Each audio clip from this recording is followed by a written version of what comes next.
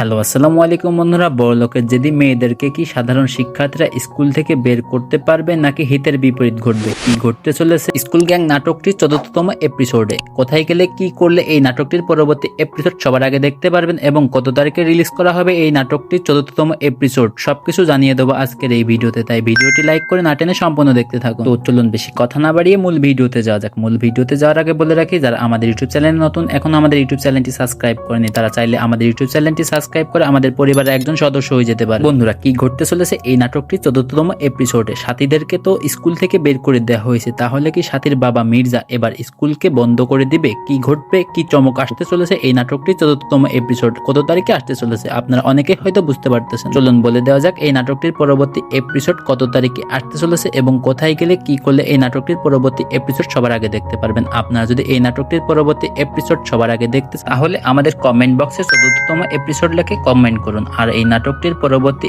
Episode আমরা আগামী বৃহস্পতিবার দুপুর 12টায় রিলিজ করে দেওয়ার চেষ্টা করব। আমরা কি আগামী বৃহস্পতিবার দুপুর 12টার মধ্যে এই নাটকটির পরবর্তী এপিসোড রিলিজ করব কিনা অবশ্যই আপনাদের মতামত পোষণ করবেন আমাদের কমেন্ট বক্সে। এই নাটকটির পরবর্তী এপিসোড যদি সবার আগে দেখতে চান তাহলে আমাদের ইউটিউব চ্যানেলটি এখনই সাবস্ক্রাইব করে রাখুন।